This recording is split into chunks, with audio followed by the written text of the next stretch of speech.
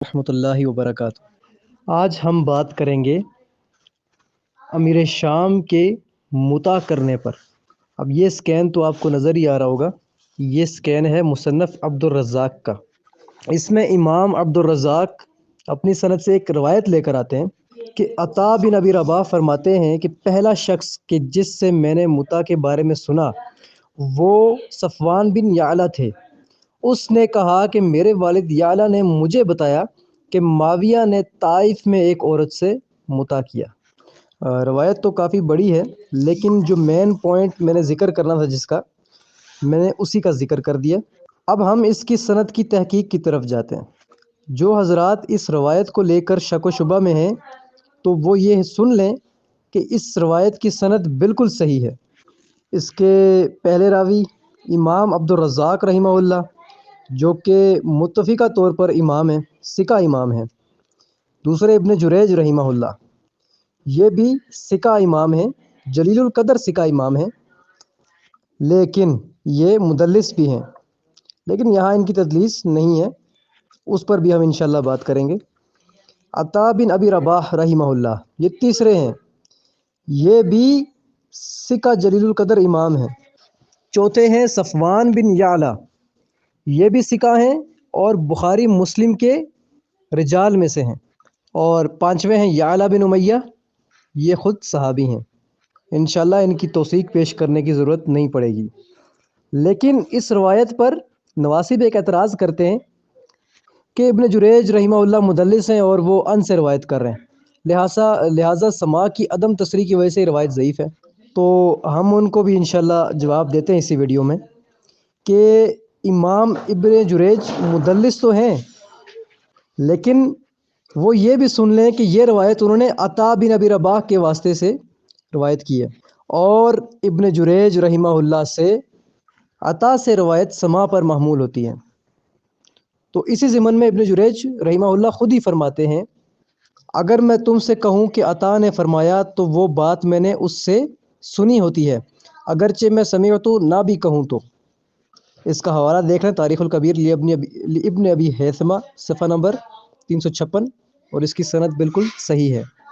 شیخ ابو اسحاق الخوینی فرماتے ہیں کہ اگرچہ ابن جریج مدلس ہیں پر ان کی عطا کی روایت ان کے اس قول، یعنی اگر میں تم سے کہوں کہ عطا نے فرمایا تو وہ بات میں نے ان سے سنی ہوتی ہے، اگرچہ میں سمعت نہ بھی کہوں تو، اس قول کی وجہ سے سماع پر محمول ہوتی ہے۔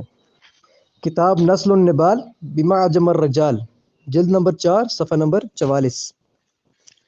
پھر شیخ زبیر علی زئی رحمہ اللہ، ان کو تو سارے ہی جانتے ہیں اور یہ بھی جانتے ہوں گے کہ ان سے زیادہ تدلیس کے بارے میں سخت منہج شاید ہی کسی کا ہو، لیکن ان کا بھی یہی موقف تھا کہ ابن جریج کی عطا سے روایت سماع پر محمول ہوتی ہے۔ پھر شیخ زبیر علی زئی رحمہ اللہ فرماتے ہیں اپنی کتاب فتح المبین فی تحقیق طبقات المدلسین صفحہ نمبر 102 میں، فرماتے ہیں اس میں ایک فائدہ ہے کہ ابن جریج کی عطا سے مونن روایت سماع پر محمول ہوتی ہے۔ یہ قول ہم انشاءاللہ نواسب کو پیش کرتے ہیں، لیکن وہ پھر اعتراض کرتے ہیں کہ مدلس کی اپنے قول حجت کیسے ہو گئے؟ تو یہ بھی وہ پتہ کر لیں کہ ابن جریج ثقہ مدلس ہیں، ثقہ بھی ہیں اور مدلس بھی ہیں، اور جب ثقہ راوی یا ثقہ امام اپنے بارے میں ایسا فرما دے تو اس کی بات قبول کی جاتی ہے۔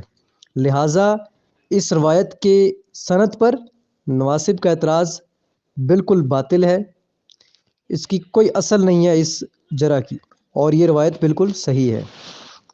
اب امام حافظ ابن حجر عسقلانی نے امیر شام کے مطاع کرنے والی روایت، یعنی مذکورہ روایت جس کو ابھی ہم نے اوپر ذکر کیا ہے، اس کی سند کو صحیح قرار دیا اور فرماتے ہیں عبد الرزاق نے صفوان بن یعلا بن امیہ کے طریق سے روایت کیا ہے کہ مجھے یعلا نے بتایا معاویہ نے طائف میں ایک عورت سے مطاع کیا، اور اس کی سند صحیح ہے۔ اس کا حوالہ سن لیں فتح الباری جلد نمبر 11 صفحہ نمبر 428۔ پھر انشاءاللہ ہم جاتے ہیں موجودہ اماموں کی طرف۔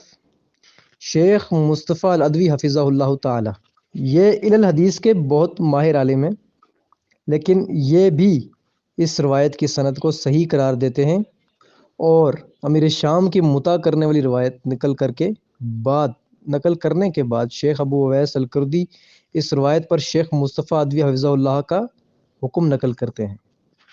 والخلاصہ ان اسنادہ صحیح و عطا و ابن ابی رباح، کہ خلاصہ یہ ہے کہ اس کی سند بالکل صحیح ہے، اور وہ جو عطا ہیں وہ عطا بن ابی رباح ہیں۔